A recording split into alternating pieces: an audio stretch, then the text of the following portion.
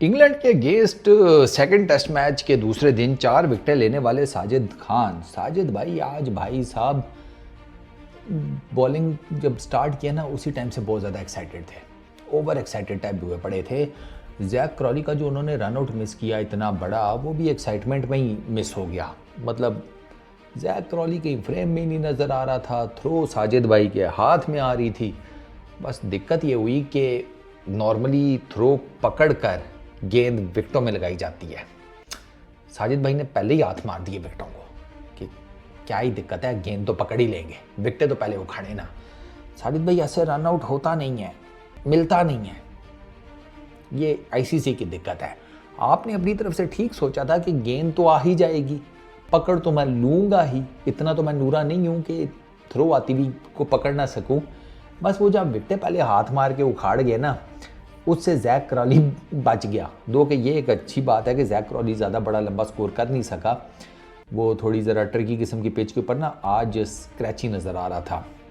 दो कि उसने कुछ शॉट्स बड़े अच्छे मारे, उसने एक ऑन ड्राइव आमिर जमाल को पुश की, वो बड़ी ज़बरदस्त थी। उसने निकल कर ड्राइव मेरा ख्याल है साजिद को ही मारी थी शायद ऑफ साइड के ऊपर, वो बड़ी ज़बरदस्त थी। उसने कुछ शॉट्स बड़े ज़बरदस्त खेले, लेकिन ओवरऑल वो ज़रा ना जिसे कहते हैं ढीले ही नज़र आ रहा था। और इवेंचुअली उसका आउट भी जो है वो बड़ा जिसे कहते हैं हिलेरियस किस्म का था जैक क्रॉली का।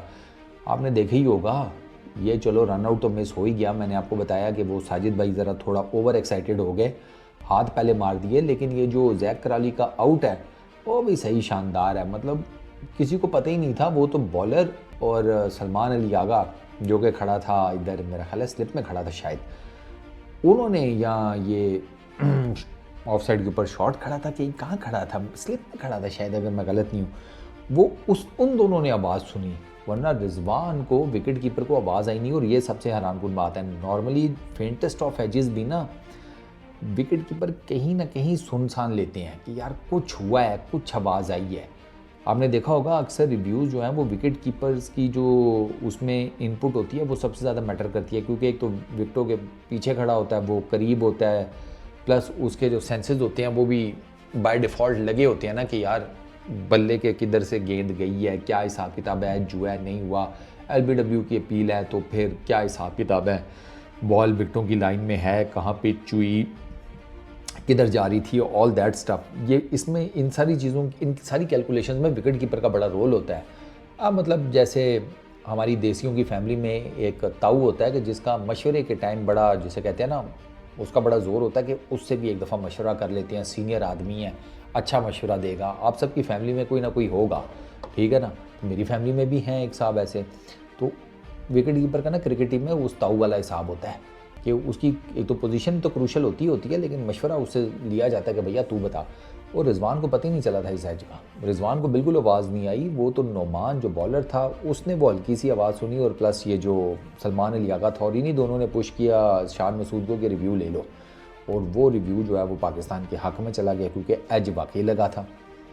तो जैक क्रॉली का जो ओवरऑल जिसे कहते हैं ना ये रन आउट की जो उसके थी क्या उसको कहते हैं चांस उसका, और उसका आउट हिलेरियस था। अच्छा एक और चीज़ मैं नोट कर रहा था कि थोड़ा सा ना जो डिफरेंस है ना फील्डिंग का वो भी मैटर करता है यार, दोनों टीम्स में फील्डिंग का भी मैटर करता है, क्योंकि आप देखें ना कि कैच या छोड़ना एंड ऑल दैट स्टफ। अब इसका कामरान गुलाम का, आपको पता है कामरान गुलाम का भी ये कैच छूटा था, और उस कैच के छूटने के पीछे कामरान गुलाम की सेंचुरी हो गई। आप कैच नहीं इंटरनेशनल क्रिकेट में छोड़ सकते। मुझे अच्छे तरीके से याद है कुछ सालों पहले तक देयर वाज अ टाइम कि पाकिस्तान क्रिकेट टीम की जो कैचिंग एवरेज थी या परसेंटेज थी वो पूरी की पूरी तमाम टेस्ट प्लेइंग नेशंस में सबसे हाईएस्ट थी, सबसे हाईएस्ट। पाकिस्तानी कोई कैच छोड़ते ही नहीं थे, इतनी ज़बरदस्त किस्म की इनकी ना वो जिसे कहते हैं कैचिंग वो थी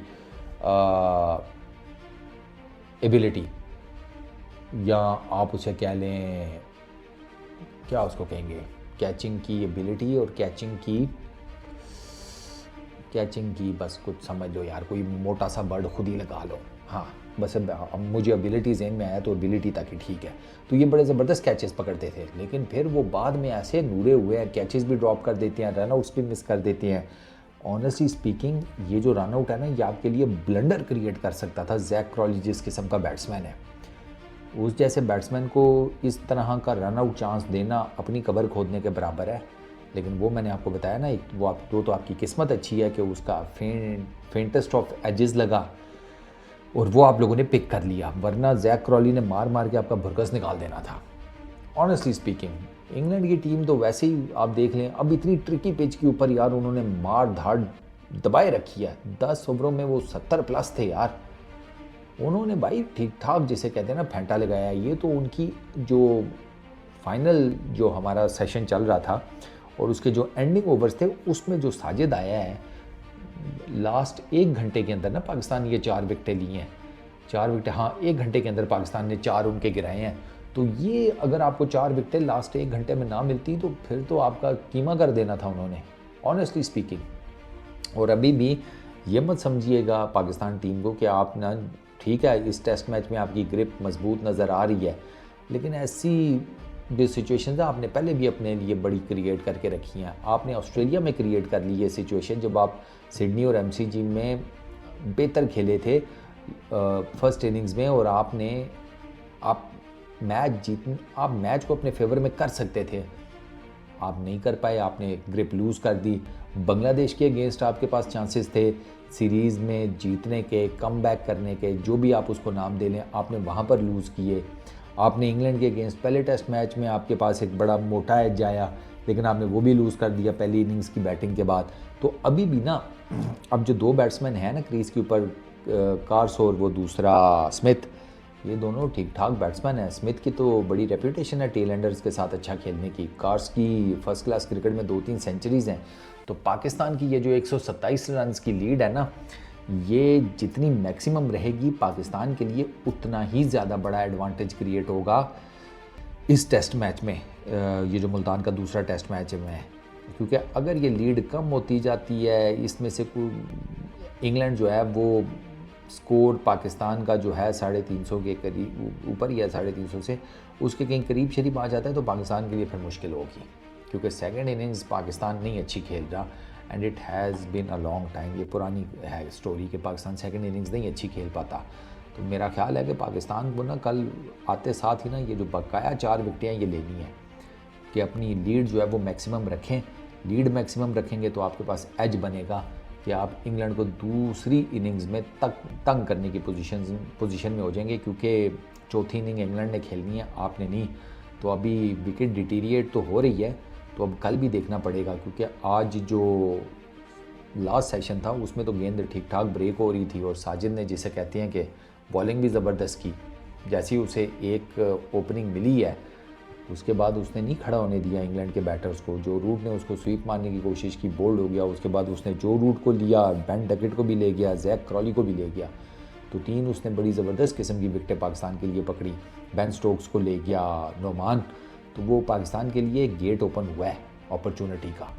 अब पाकिस्तान उसको किस तरीके से उस गेट में से एंटर होता है या आगे जाकर गेट अपने ऊपर ही बंद कर देता है, वो फिर अब कल आपके सामने जो है वो हकीकत खुलेगी। इस वीडियो में इतना ही। अपना बहुत ख्याल रखना, नेक्स्ट वीडियो में मुलाकात होगी। Peace out.